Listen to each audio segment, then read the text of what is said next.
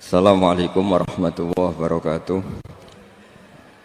Bismillahirrahmanirrahim. Nahmaduka ya ghafuru ya syakuru. Mashalli wa sallim barik ala sayyidina maulana Muhammadin wa ala alihi wa sahbihi asfa'in. Nama ba'du. Rame jamaahnya gini-gini, itu dikelola oleh manajemen. Ada masjid yang kelihatannya sepi, jamaahnya ya sedikit tapi kadang-kadang diridhoni Allah. Kenapa? Karena masjid itu enggak menjadi problem sosial bagi komunitasnya. Saya beri contoh, masjid rame tentu baik, nggak perlu saya ceritakan, karena masjid rame itu ya mesti baik. Masjid yang banyak jamaahnya tentu baik, itu nggak usah dibicarakan. Tapi ada beberapa masjid yang sepi, tapi Allah itu suka. Kenapa? Karena lembaga agama itu nggak boleh mengganggu sistem sosial. Jadi kita tidak pernah tahu cara berpikir Nabi. Yaitu banyak kan sahabat habis sholat duhur, ba'diyah di masjid, qobliyah di masjid. Apa kata Nabi? La taj'alu buyutakum kuburan, cung nak apik aja mbok entek-entekno ning masjid, omam yo bagai keapian.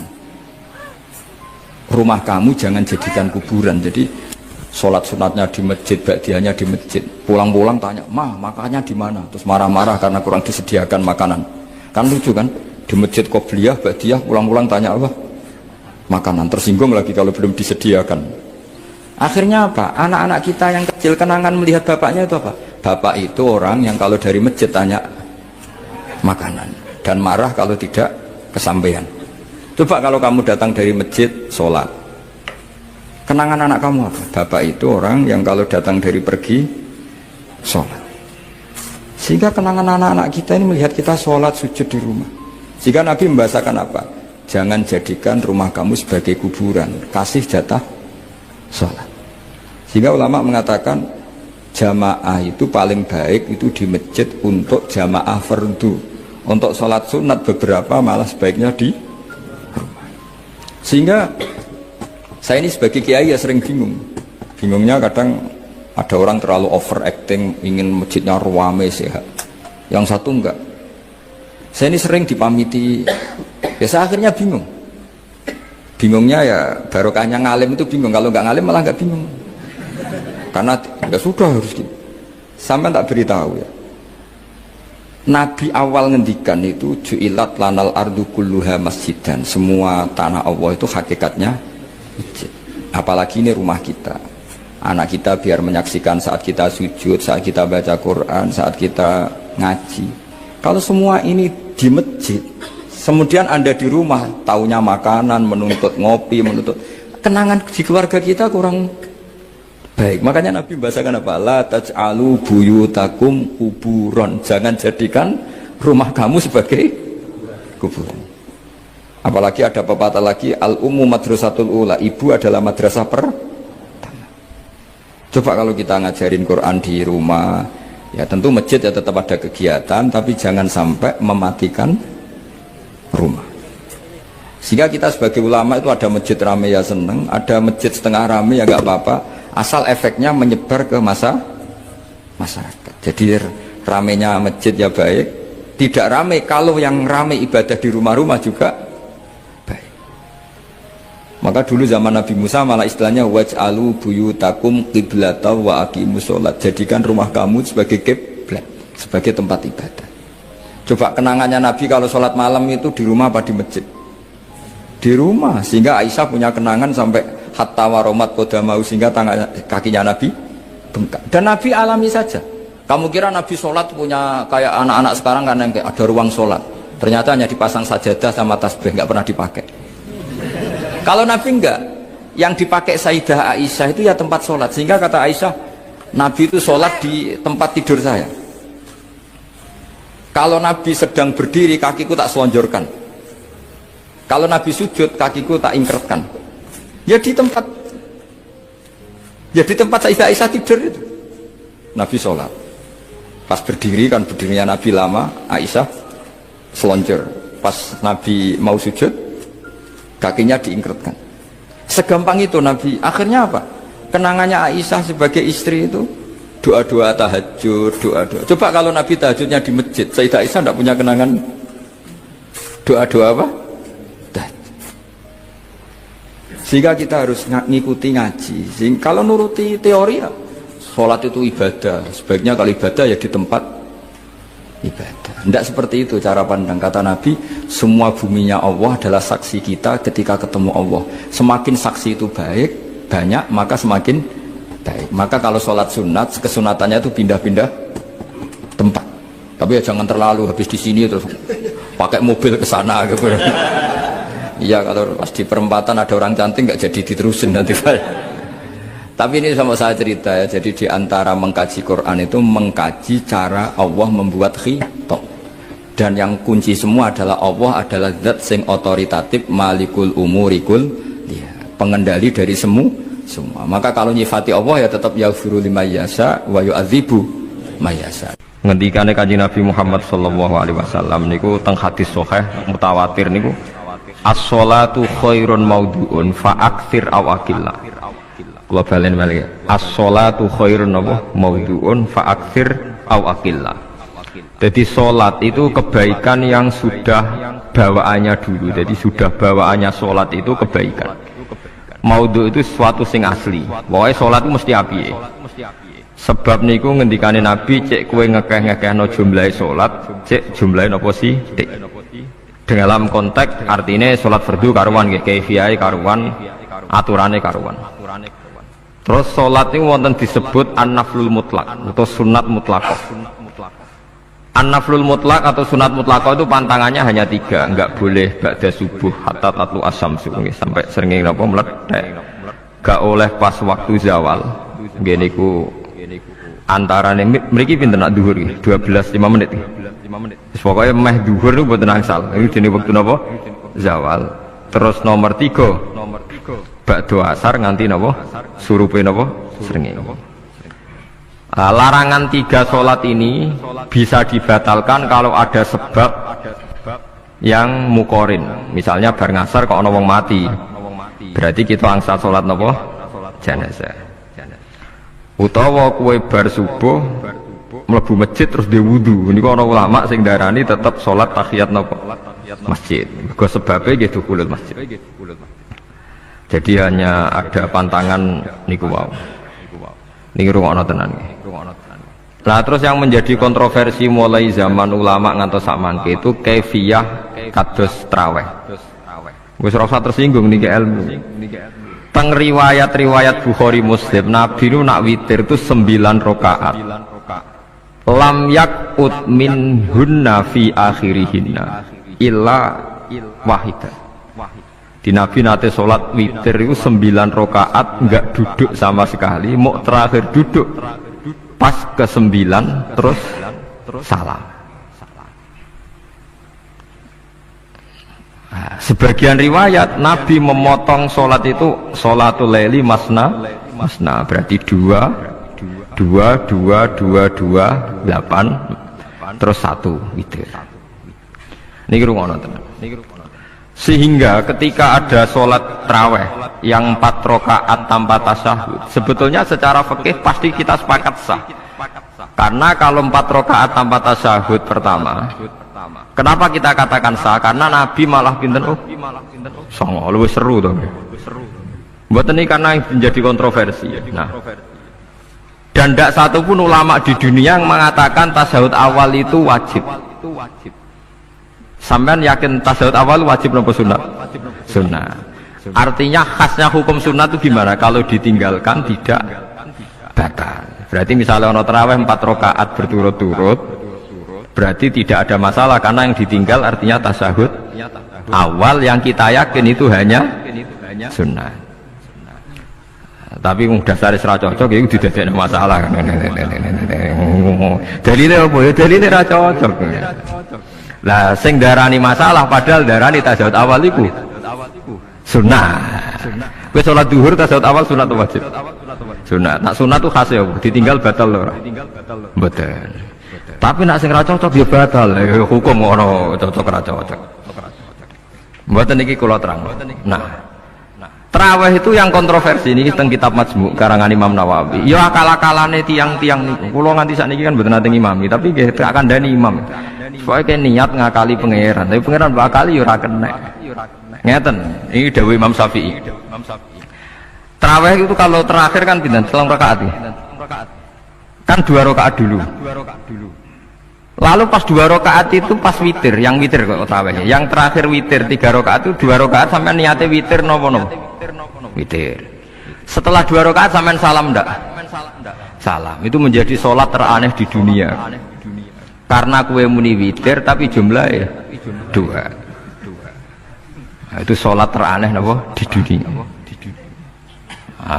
Terus sampean mendingin, mboten Gus maksud kula niku telu tapi lurus sih. Berarti kayak kudu nerangno pangeran, kudu kamu pangeran kayak penjelasan. Gusti ini 2 sementara loh, nanti ada. Karena jika Tuhan tidak kamu kasih penjelasan, akan aneh kan disebut witir, tapi rokaatnya 2. Maka kamu harus niatnya Gusti ini cicilan witir.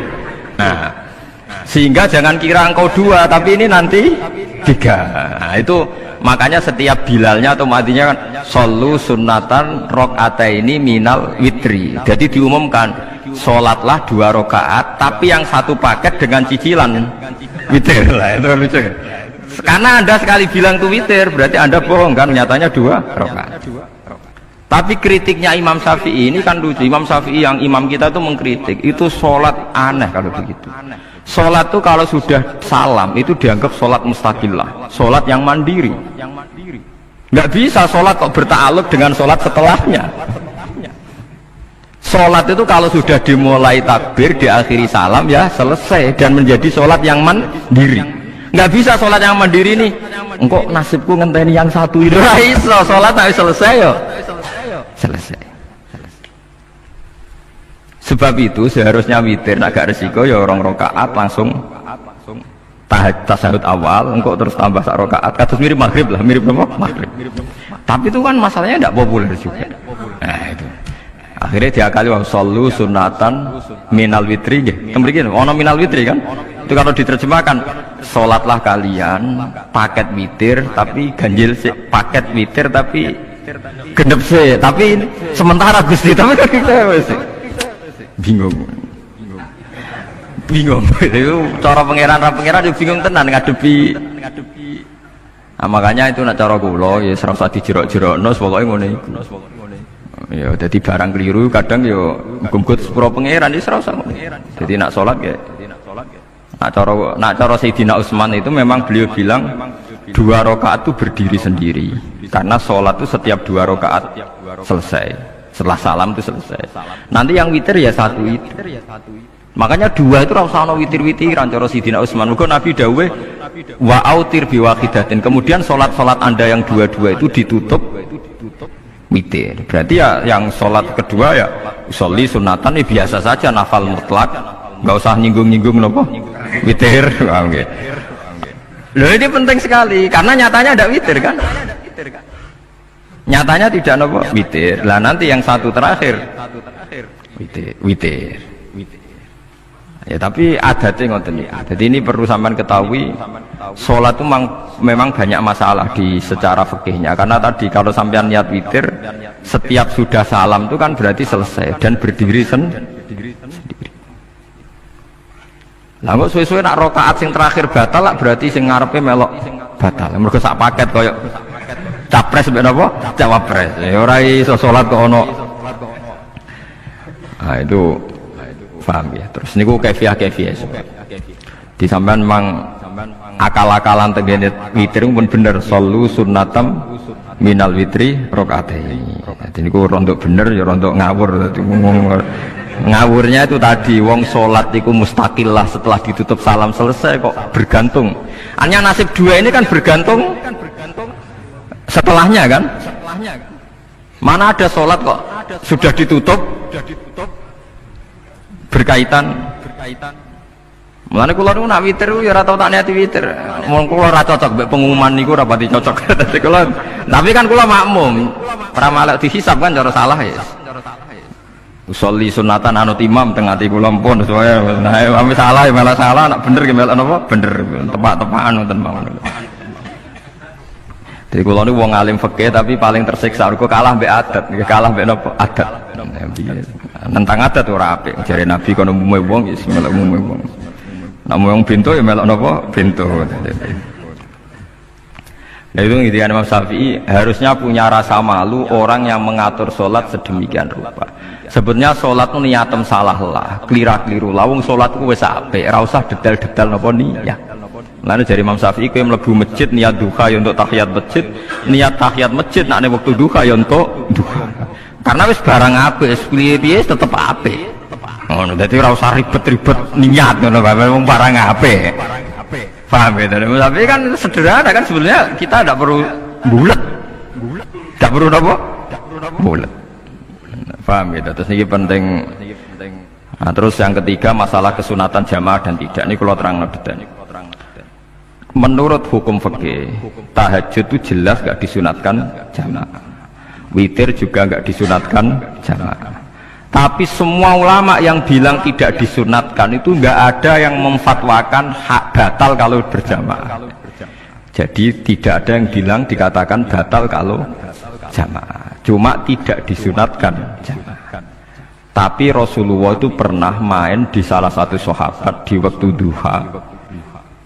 Sahabat itu sakit, ingin ngundang Rasulullah, kepengen dalamnya di kenangan nanti tinggi sholat sinten Rasulullah. Ternyata Rasulullah ketika sholat, anak-anak dan istrinya yang sakit tadi ikut jamaah dan Nabi membiarkan. Bahkan Nabi sempat ngatur shaf.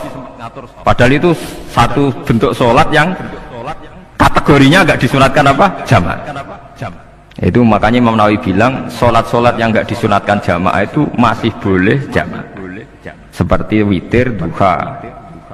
Nggih, tapi aja terus jadi gerakan tahajud bersama. Nah niku kula ora cocok nih.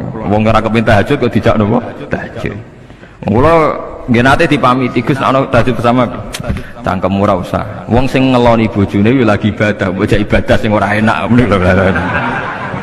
Mergo jare Nabi wis jelas wa fi buti ahadikum sedekah. Tadi kowe iku malah lucu. Wis ibadah kok bocah apa? Ibadah. Jadi sing ngeloni, lho ngeloni ra kudu ngeloni bojo, ngeloni anak iku ya napa? Ibadah. Takokno ruhen. Nak ngeloni bojo gak di masa depan ngeloni apa? Anak. Ngeloni anak nggih napa? Ibadah. Ning omah jaga anak bojo timbang dhewean nggih napa? Ibadah. Mulane kula nu rapati cocok nek ana tahajud bersama oleh tapi aja dadi gerakan. Nak sing pun nglampahi nggih monggo, sing umate seneng nggih monggo, itu tetap baik. Tapi baiknya bergantung sejauh mana ini tidak dimasalkan. Sekali dimasalkan tetap tidak napa baik. Karena nanti punya akibat yang sedang baik diajak baik yang lain, dari baik nikmat menjadi baik gremeng, itulah itu perkara kan. Hanya orang kan sepakat kan nak ngumpuli bojo ibadah, kabeh ulama sepakat kan. Dan itu penggemarnya banyak. Terus dijak ibadah yang penggemarnya sedikit.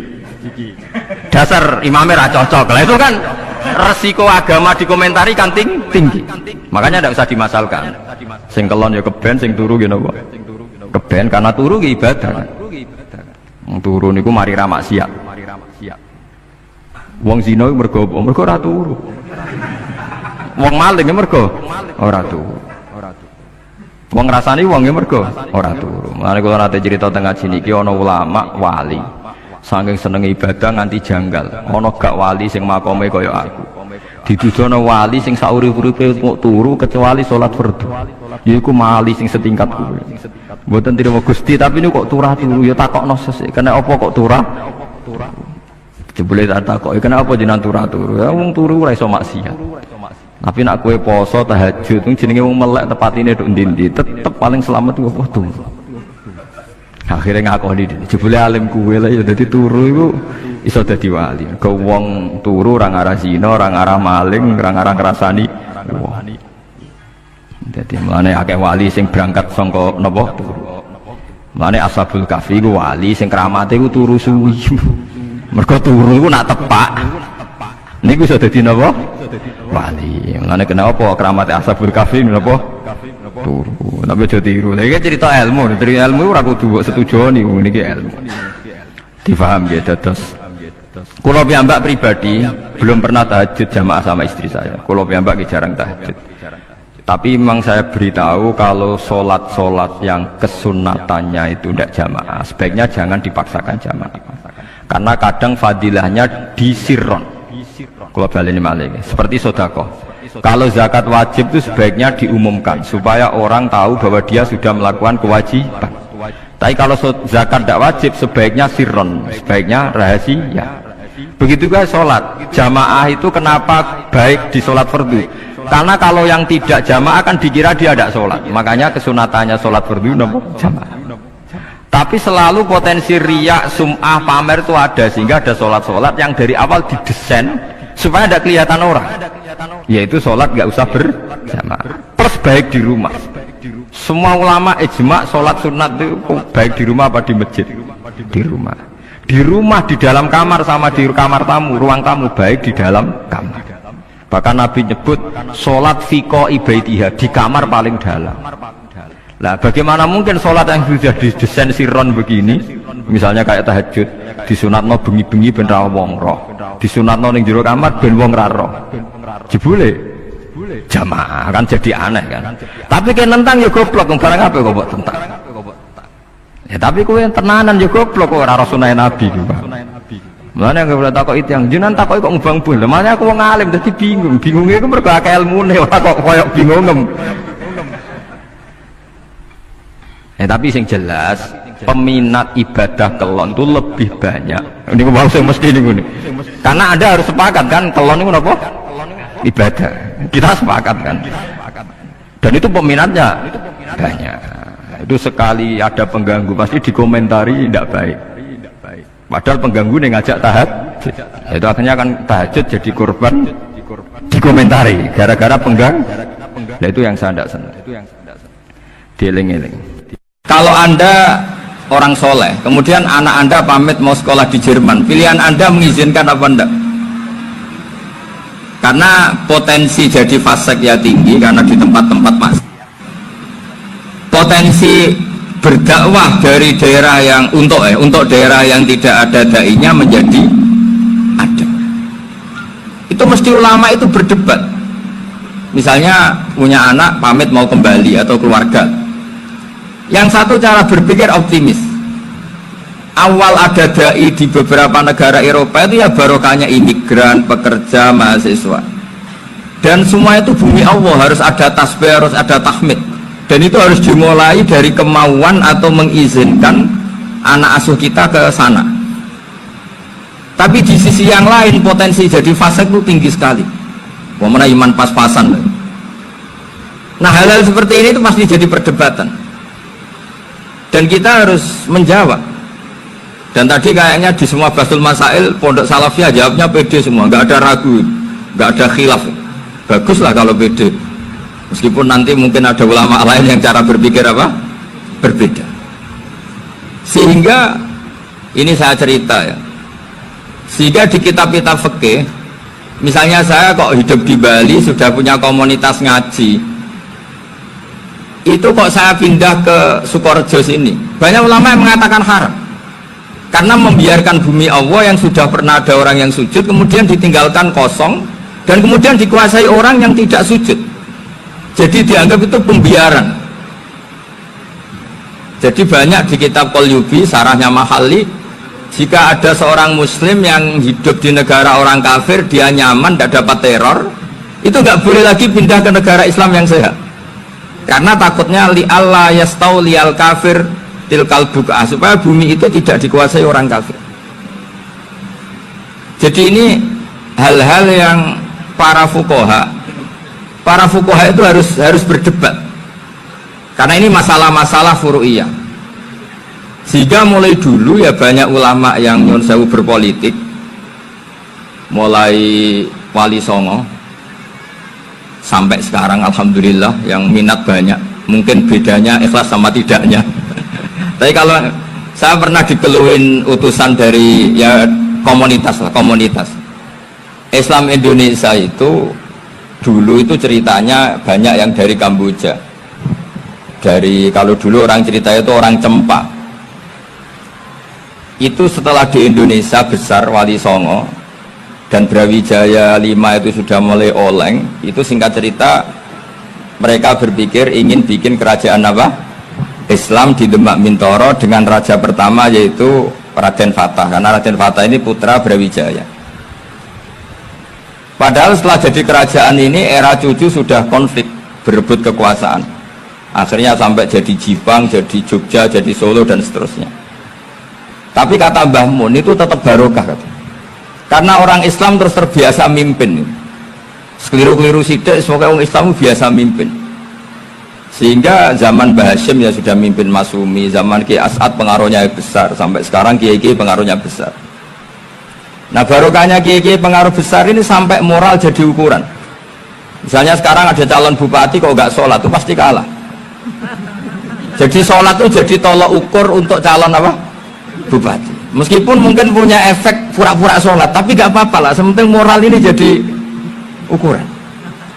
Sementara yang di Thailand, di Patani, itu karena dulu pelajarannya tasawuf, itu orang nggak ambisi mimpin dunia. Tahu-tahu dipimpin. Dan akhirnya nyuwun sewu ya saage Islam-Islam yang dulu terlalu tasawuf karena nggak punya pengalaman memimpin. Akhirnya lazimnya konsekuensinya hanya dipimpin. Tapi Islam Indonesia beda. Karena kulino mimpin itu akhirnya dari orang Islam biasa menjadi Islam yang sholat sampai Islam yang bisa ngaji itu bisa mimpin negara.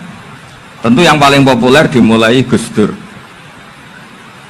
Jadi ini sesuatu yang barokahnya istihad para kiai. Sementing Islam kulino mimpin. Jika di Indonesia itu barokahnya itu kebaikan itu jadi tolok ukur. Ada orang kok terkenal koruptor atau terkenal nyuwun sewu selingkuh atau terkenal apa itu pasti tidak jadi. Karena moral itu menjadi tolok ukur. Dan itu adalah politik para kiai. Jadi ini saya cerita dan itu negara juga akhirnya untung karena seleksi agama sama negara itu sama-sama kiai ya bilang negara harus dipimpin orang soleh, negara juga bilang seperti itu. Nah, ketokohan-ketokohan para beliau-beliau ini yang maulah bekerja sama dengan Umarok. Kita tahu dulu Pak Harto ya rawuh ke sini ketika Muktamar 84, rawuh ke Ki As'ad, ketika mau kembali ke Khittah juga dirembuk oleh ulama dan Umarok. Dan akhirnya ini menjadi negara yang alhamdulillah semoga selalu menuju baldatun thayyibatu wa rabbun ghafur. Nah, kemudian di sini saya tabarruk dengan Said Muhammad, gurunya Kiai Haji Azaim. Saya mau cerita tentang amaliyah tadi. Saya sebetulnya nggak niat bacakan bab itu, gara-gara ada khataman jumlahnya banyak saya jadi pusing. Ini panitia tanya, khatam betul apa enggak? Iya Gus, khatam betul. Tapi kayaknya saya tidak yakin itu. Karena saya ini kan dari pondok tahfidz itu. Biasanya anak khataman itu ya rodok bodoni itu. Wes dibaca buanter sing nyemak ya mau ndelok pojoke tok.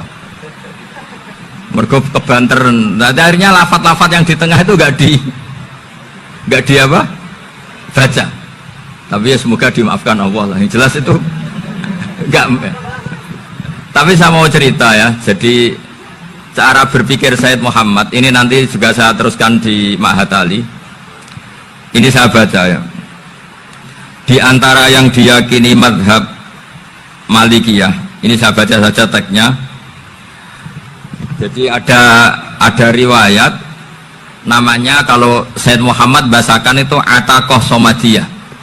Kalau di Indonesia kadang orang bilang Al-Ataqoh Al-Kubro, yaitu dengan membaca surat Ikhlas. Di sini jumlahnya hanya 100 kali, Kila 1000 kali. Tadi berapa teman? 700 juta ini sudah susuk banyak ini. Di sini hanya 40, riwayat lagi 100, 1000. Terus sama tadi berapa? 800 juta. Wah ini sudah susuk ini. Itu anak cucu sampean pasti masuk surga itu kalau gitu. Ini saya baca, ini kitabnya Said Muhammad ini.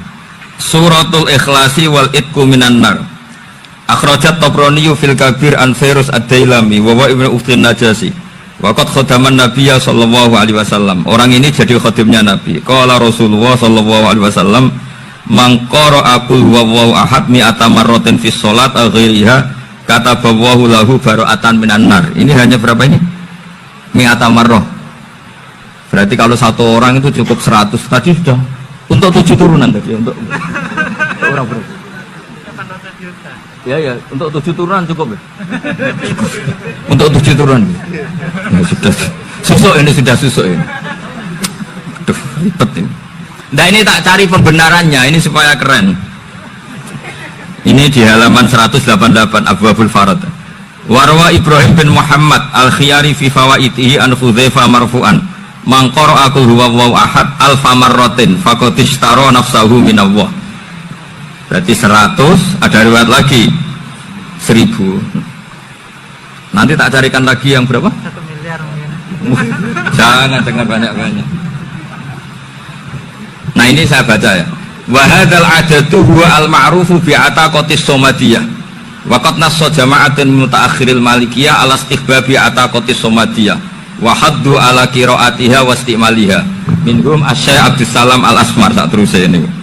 Jadi kullu haula'i istahabbu ataqatas somadiyah ma'atirafi ba'dihim kal Misnawi bi syiddati fi hadisiha.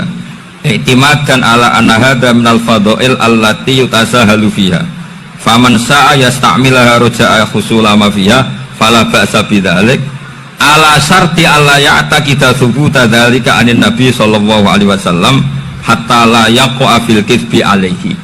Jadi intinya itu silahkan Anda bikin jumlah sesuai versi Anda, yang penting Anda jangan kampanye kalau itu perintah Kanjeng Nabi Muhammad sallallahu alaihi wasallam. Karena kalau kamu atasnamakan Nabi kemudian jumlahnya sampai 800 berapa? 800 juta, berarti Nabi mengajarkan masyakoh pada umatnya.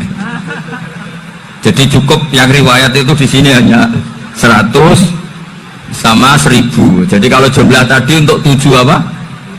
Turunan. Jadi kamu harus ditutup dengan doa, ya Allah, semua itu bukan untuk saya tapi untuk 7 turunan. Tolong catat ya Allah. Karena itu. Jadi artinya gini loh ya, orang Indonesia yang sering mempraktekkan ataqosomadiyah itu bukan tanpa dalil. Ternyata dalam madzhab Maliki, saya masih ingat ketika mbah saya kandung, bapaknya bapak, asmane Mbah Nur Syam, itu wasiatnya minta dibacakan 4.000. Yang baca pas itu ya bapak sama anak-anaknya. Dan kemudian alhamdulillah zaman akhir itu mulai agak ngawur. Kalau ada acara itu wong liya kon maca anake mlebu metu gak melok maca.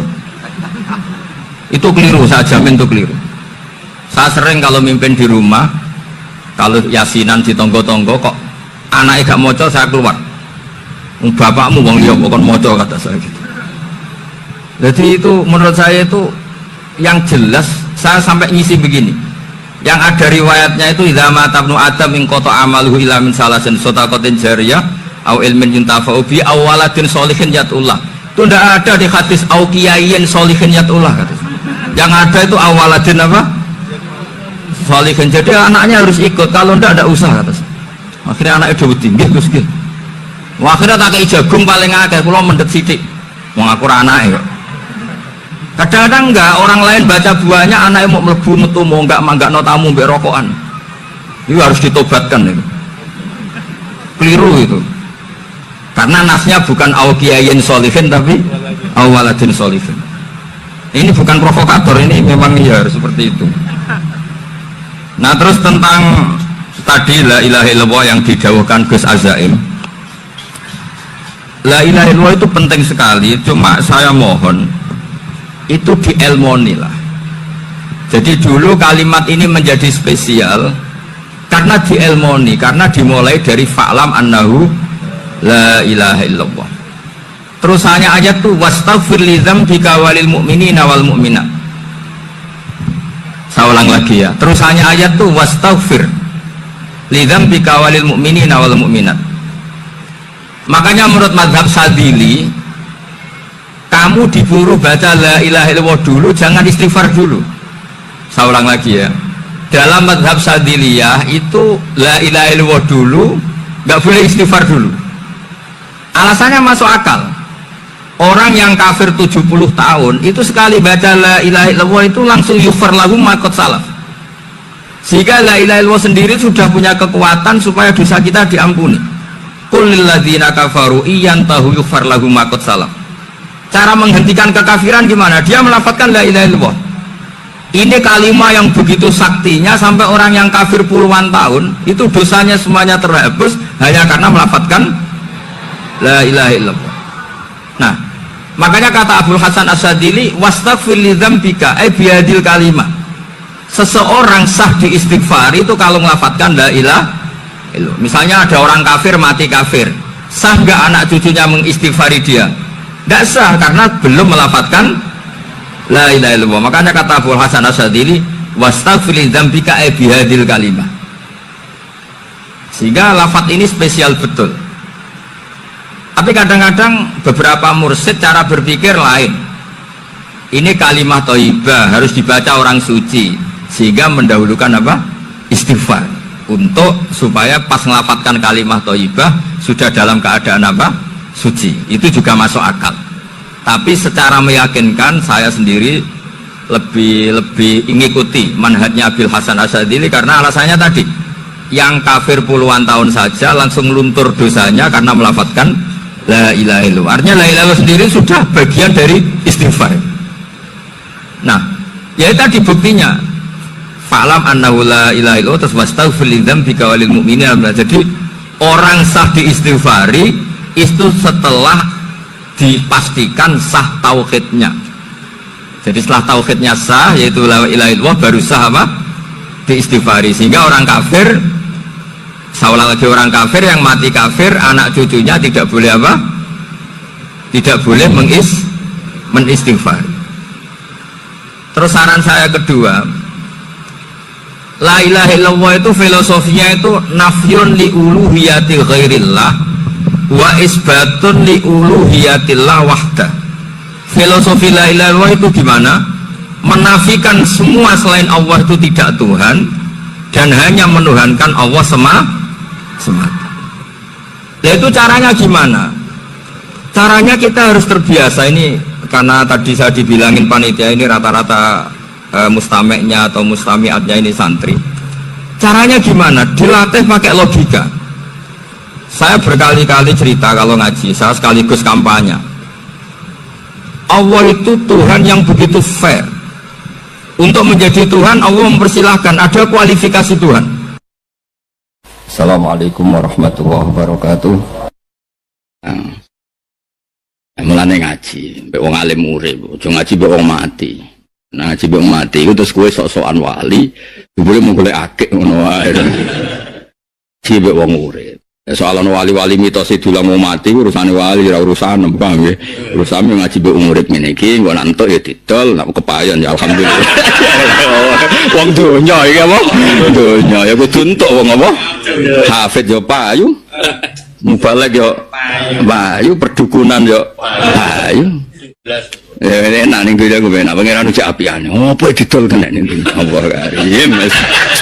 Kuwi nak tahajud itu munajat mbek pengen Gusti jenengan cek apiane. Agama barang sakral jenengan dol jenengan barno mawon sing ketul. Cara aku dadi malaikat azab ha. Wah. Mulane ra dadi perkara mangkel tenan cara kula. Oh, boleh didol. Lho jin ngono lho perdukunan jin. Kedua didol iso. Mriki ono sing jaga. Kula nate wawancara mbek tukang jebul. Niku piye? Iso nerangno Den.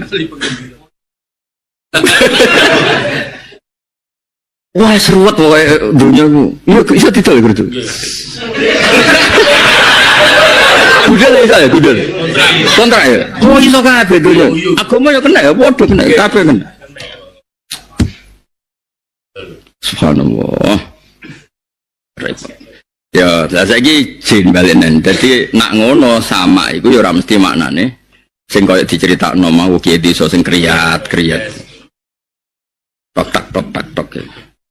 Nah, itu paling angel yang ulumul Quran. Apakah lafaz itu ismiyah, apa lafaz itu wasiyah? Nah, kita sebagai orang yang menekuni Quran, maksudnya kita itu ya kita semua lah. Kue barang juga jalalan gawa sawi. Jalalan. Lo kalau orang sering diskusi mulai nyun sewu Mbah Mun anggere diskusi tafsir ya kalian kalau anggere ngendikan tafsir seringnya. Kalau dudu tafsir itu sing aneh-aneh. Bukan apa-apa, kita sing pantes dijak bakas buatan perkara pilih-pilih murid itu buat. Misalnya bakas kue apalah mabadik, terus piye ngawitine bakas itu konti, Quran rapal, takut hadis rapal. Apa lo bojal jalut? Kan terlalu hubungannya. Sampai diskusi ilmu apa? Tafsir. Gak nyambung. Ya tak terang dong. Nah insun juga sama. Insun itu orang yang potensi lupa. Lalinan jenenge insun. Nah sekarang syaiton itu mutamarrid, syato atau syatona, ada yang bilang syatona, ada yang bilang syato. Nah syato berarti nunnya zaidah, kalau syatona berarti nunnya apa? Asli. Kullu mutamarridin sama syaitonan. Mulane bisa ngaji Jalalain iki soalnya setan kabeh. Ketika kowe mutamarid ala Allah, gugat pangeran. Kenapa Gusti ada orang lain jenengan takdir dadi kiai, dadi habib, dadi wali kula kok tetep wis melarat ora habib, wis melarat ora kiai. Penggugatan terus pada Allah jenenge setan. Nah disebut wa kadzalika ja'alna likulli nabiyyin aduan sayatinal insi wal jinni, setan manusa dhewe. Fa kullu mutamaridin 'ala Allah yusamma syaitonan. Sehingga kena muni auzubillahi minasyaitonir rajim. Asline ya auzubillahi min syarri nafsi. Lah karena mutamarid. Nah, ini disebut sayatinal insi. Tapi ketika setan itu makna isminya, dia punya nama tertentu untuk kelompok tertentu. Ya kita ini pasti tidak setan. Alhamdulillah kan. Kita ini pasti tidak setan, tapi dengan makna isminya. Tapi masalahnya kata setan tahu digo pangeran makna wasfiyah. Mesti gue mlebu. Nah, itu disebut sayatinal insi wal jinni. Setan-setan manusa lan setan-setan jin. Semangatnya apa? Setan jin itu senengane nyesatno wong. Manusa luwih nemen. Sesat-sesate dhewe ngajak-ngajak wong. Larat-larate dhewe ngurbano wong liya. Isane agama mau iku wis ngomongno, sing untung ndekne agama ora untung. Nah, kok untung dia mau ilmu rong ayat itu dienggo ngalor itu. Mulai nyai nganti mati ya. Mulai nyai nganti mati. Lah nek nyai ini 20 tahun. Berarti wong Islam mau dikenal ayat loro itu. Jadi bukan repot. Jadi lah itu saya nggak angel. Tidak ada penulis tafsir atau penulis tafsir kecuali bingungnya urusan-urusan ini. Ya tapi akhirnya ya orang bingungnya baru kayak wong duwe insting, duwe nurani. Ya lalu ya iso, kayak ngene iki sing ngaji-ngaji ini kan aslinya ya ndak sealim sing peneliti, tapi ya iso. Terus disimbol bahwa Islam ngkon apik ninggal elek. Wis iku bener. Terus aduk titik bahwa Islam ngkon apik ninggal elek. Wis gak penting, mau iki wasfiyah ta ismiyah ora penting.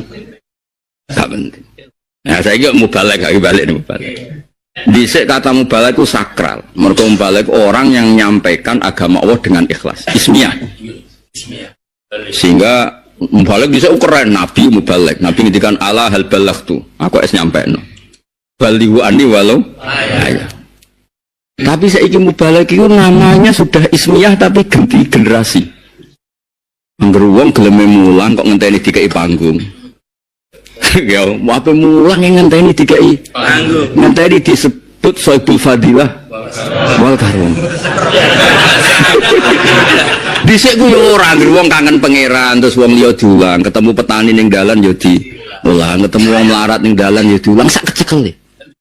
Saiki apa mulang yang ngenteni yo gak ono panggung. Panggung ora pas gremeng. Son sita merah pas yo gremeng. MC ini salah nyebut Soibul Musibah ngamuk. Enggak misalnya MC ini Rahmat Ayu kan gremeng enggak misalnya. Tak menarik, membaliknya kelakuan ini. Jadi itu ada pergeseran nama. Iku waktu tunggale koyok Rien Salafi. Kalau jek emot pondok-pondok kita itu bangga disebut as-Salafi. Nah saya ini kiai-kiai mau merisak, oh Salafi mantul. Mereka maknanya sudah bergeser. Isi al-ma'had as-Salafi yo keren. Saya ini mau di Salafi yo. Haulai itu apa? Ya Allah, rasa diterang pokoknya haulai. Rasa diterus. Nah, itu yang repot. Lah kita ini kan meneliti ya. Mengenai kalau sering diceritani bapak. Sok kowe ngalami zaman sing ora kaya zamanku itu berkali-kali. Mungkin sampai cara bahasa kasarnya nganti bosen. Mulai kula latihan kiai sampai ustaz kiai yang paling sering sok kowe ngalami zaman sing ora kaya zaman. Justru itu bapak dorong saya tidak harus sepersis beliau. Tapi kadang-kadang wong awam itu fanatik. Putrane yai kudu koyo Mbah Mun, putrane Mbah Arwani kudu koyo Mbah Arwani. Padahal beliau malah yang pesen kowe iku ngadepi zaman sing ora kaya zamanku. Mulane kowe ya aja kaya aku. Semangatnya sama, tentu al-maksudul agam sama-sama ngulang umat Kanjeng Nabi. Tapi tetap modelnya kan beda. wong zaman. Welah misalnya wis ngene iki lho sing seneng kula. Dhisik wong seneng kiai ya go kula, lan dhisik istilah wah kiai gulane akeh. Waduh dhisik ku kabar kiai iki selek wong kula. Oh pidato pakai gula gremeng gak kira-kira. Katane gula. Apa? Katane gula. Oh iya. Mesti gremeng. Musra zaman ya. Dhisik jenenge pidato ning desa-desa digani pitik, bebek, telo, wedhus ya. Gedang ya. Jajal toh agak ngono. Jadi itu perubahan. Nah, yang paling parah itu neng fikih. Dhisik iku makruh faqal haram. Jenenge makruh iku. Dadi ngene wa yukrahu al kufru wa zina ngono takbir dhisik. Wa yukrahu al kufru. Mergo maknane makruh dibenci Allah. Ya berarti kafir itu ya makruh. Mulane Allah ngistilahno ijek wa karroha ilaikumul kufra wal fusuqa wal isyan. Wah tapi ning fikih saiki makruh dunal haram, apa? Jadi haram itu ekstrim, makruh itu di bawahnya. Kayak rokok itu jenenge makruh. Tapi pernah ada periode makruh itu faqal haram. Ya wes, iya, kenapa bedung dia, istilah. Mana kalau dari sekian kenangan kalau bebas mahfud nanti kan al kiai ismun lil alim al alamah lahu akhlak. Jadi bahasa Arab juga ini di kiai itu ismun likulli alimin alamah lahu akhlak.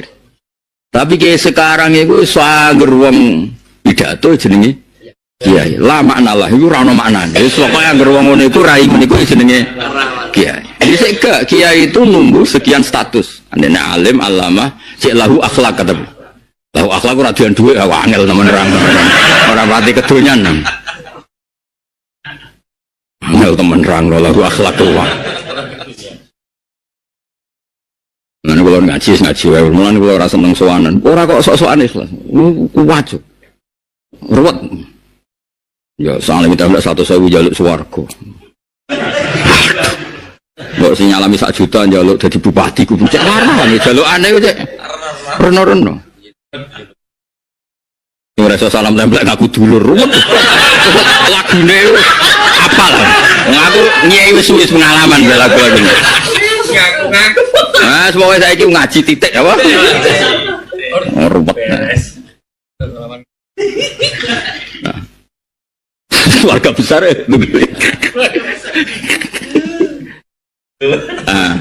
Jadi eling-eling lafat-lafat sing ning Quran iku ana wasfiyah, ana napa ismiyah dan itu ndak pernah. Quran juga sama. Quran min haitsu innahu makruh iku darani Quran. Mergo makruh dibaca. Wa min haitsu innahu maktub memang ditulis disebut hamim wal kitabil mubin. Wa min haitsu innahu fariqun bainal haqqi wa bainal batil. Quran itu misalkan hak dan batil. Sumia furqanan dikatakan apa? Nah, karena furqan itu secara wasfiyah itu pemisah hak dan batil, maka Taurat juga namanya furqan. Dan disebut walaqad ataina Musa wa Harunal furqan. Ora kok furqan Quran kayak kita 30 juz, tapi Musa lan Harun tak kei furqan. Iku al-fariq bainal haqqi wa bainal batil. Ya maksudnya tak kei Taurat. Itu berarti makna apa? Wasfiyah. Ana kayak sing syukur tau ngaji gini, ben waras sithik-sithik ya. Ora men janjeni roh raimu swarga, ngrungokno majelismu swarga. Oke, ini dhewe ora jelas swarga. Ojo ngono, nyai iku ojo. Ayo ora apa-apa ngono ora apa-apa.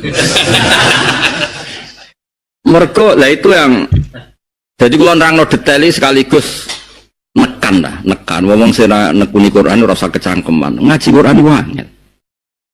Kita kudu apal kuwait. Kula nganti sakniki sampai lali bu khatam ibu maca kuwait asase Said Muhammad tentang ulumul Quran. Saya maca Itqan, maca Al-Burhan. Saya gada kenangan panjang dari Mbah Mun, dari bapak, dari orang-orang ahli Quran. Saya kanjanan Profesor Quraisy, Pak Said Akil Munawar. Banyak teman-teman yang iku mawon koyo ejek kurang, ejek ngalami kasar. Nah gue mau gue terjemah ruwet. Tapi ya kalau yang ngergani, seneng ning Quran tak regani, tapi ora usah fatwa, seneng tok wae, ora usah fatwa. Makome makom seneng aja makom fatwa. Ya senenge kudu regani. Lah timbang kowe ya malah ya ora paham ya ora gowo terjemah, malah ape gowo apa. Nggo. Eling-eling, itu paling angel ning ulumul Quran. Nah, kamu tidak bisa terus mentang-mentang kamu suka ismiyah mesti ismiyah. Buktinya Nabi Musa Allah ngislahnu wa laqad ataina Musa wa Harun al-Furqan. Padahal kita bilang Furqan identik dengan Quran, tapi nyatanya Musa dan Harun disebut dikasih Furqan. Nah, Injil juga sama gimana Mansur? Pernah dalam sebuah hadis sahih. Ketika Allah nyifati hadhil ummah, napa hadhil ummah? Iku Allah ngendikane di antara yang dihentikannya kan Nabi Muhammad terus dipuji-puji pengiran gini-gini. Di antara umatnya dipuji be ana jiluhum fi sudurihim. Apa? Ana jiluhum fi sudurihim.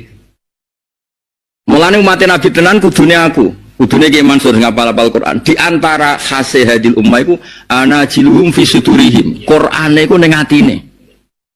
Iki ra niat ngenyek cerita wae. Dadi normale umat Nabi sing mendapat status resmi iku sing atine iku hafal Quran, ana Qurane. Normal, maksudnya iku bener-bener normal, iku bener normal kalau dadi umat Nabi normal. Tapi kowe kan ahli balaghah. Ya tapi kalau udah Quran Gus. Wal asri ge Quran. Dan iku kula hafal. Wes alhamdulillah wes. Tapi ngono iku tetep mukhtalaf alaih. Maksudnya sing mesti disepakati ya sing hafal 30 juz. Sesuai kali. Tapi ya ya ora usah diterusno sok ngono. Asline ngono. Asline soalnya ngono. Jadi termasuk khosiyatu hadil ummah iku ana jiluhum fi sudur. Iku pancen aneh tenan, Quran jenane. Kowe ngapal Quran sak lembar ora iso hafal. Mau sak lembar. Quran 30 juz. Wis diwaca war. Khatam. Ono sing saking laris sedina video ke Mansur.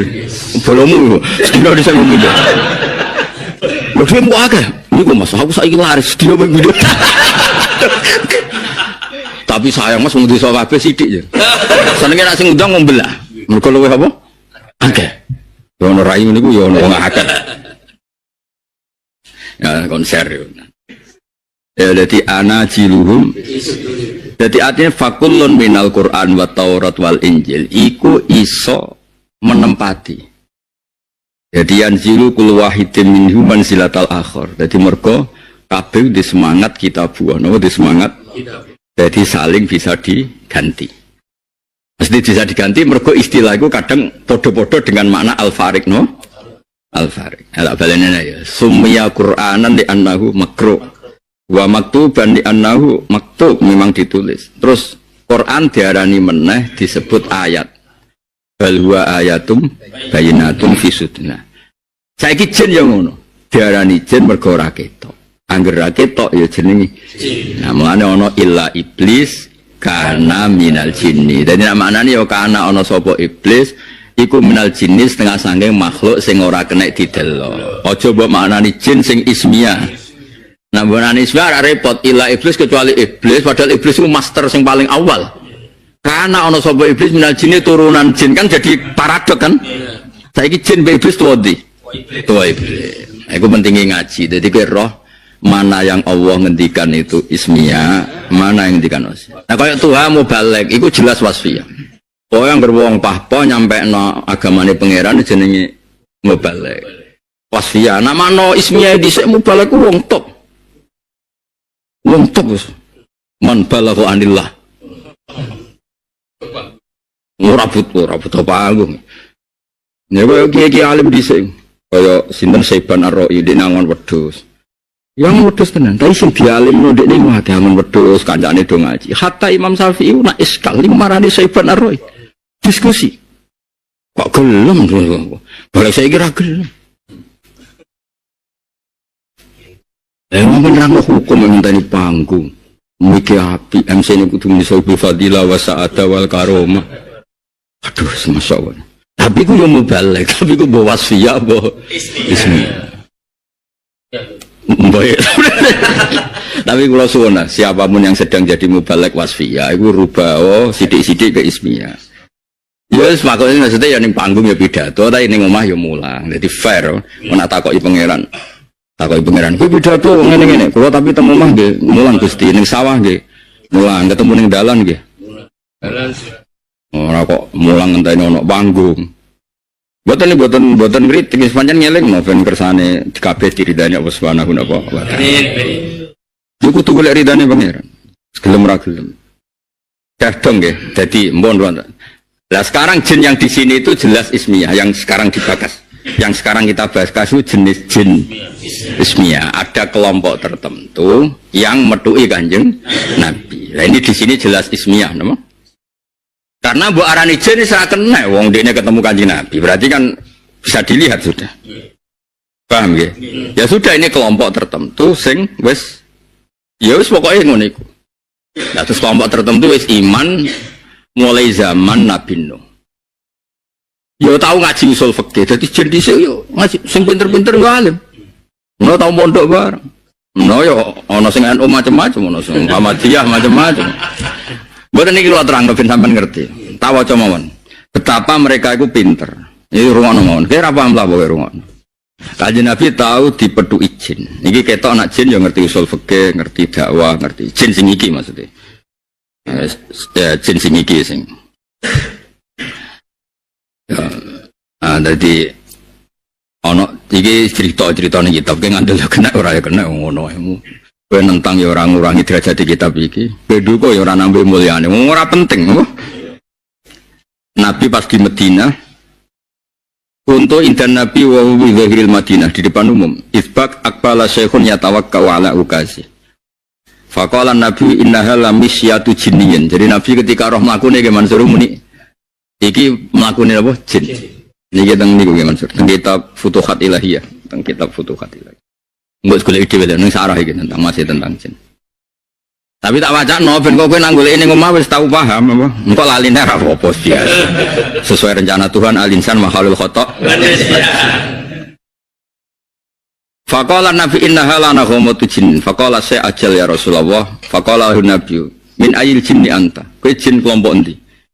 Sekol ya Rasul ini Ham bin Latis bin Iblis. Jadi generasi kepiro. Faqala lahu Nabi la ara bainaka wa bain Iblis ila abawaini lho. Udah Iblis mau kacak wong loro tok. Nabi lucu ya. Wah keren, maksudnya keren itu tua banget kan. Qala ajal ya Rasulullah. Faqala lahu Nabi kam ata alika minal umri. Qal akaltu umrad dunya ilal qalil. Kuntu khina kutila Habil hulaman. Zaman Habil dipateni kula mun ngertos. Loro aku mau didol terus urip. Gak cerita biasa. Soalnya walhasil terus cerita. Terus walhasil terus dene cerita terus di antara kegiatan itu wa urisu bainal anam. Kulo niku tukang gawe konflik, spesial pembikin konflik. Gaduh ge onar ya, ge onar. Faqala Nabi bi'sal amang. Kelakuan cara bi'sal. Ya rungono sing pakar-pakar jin rungono. Ya ini kita Futuhat Ilahiyah ya tentang ayat nih tentang orang boleh ini kita pemerono nyala nunggu sebab piye nunggu kurono. Kalau ada pelang kamera tak ilingi bapak itu sewa yang ibu umat terus, nah wong awam terus semua arung terus bercingkrang keradi duit bapak seneng lah siapa sih gede kok kalah wong iku, wong kok senengnya ngono maksudnya. Medingkrang di warung ambek rokokan. Ijek ngenteni nomor jadi kompol. Bariku terus moro pandangan yo. Moro pandangan kan dhisik ra ono telepon to ngenteni bis malam liwat e. Nang iso dijawab. Wong kok mulyane kok. Ngalah-ngalah kiai. Wis melarat ra di dhuwit sing dikhayal dhuwit gede. Wong kok mulyane.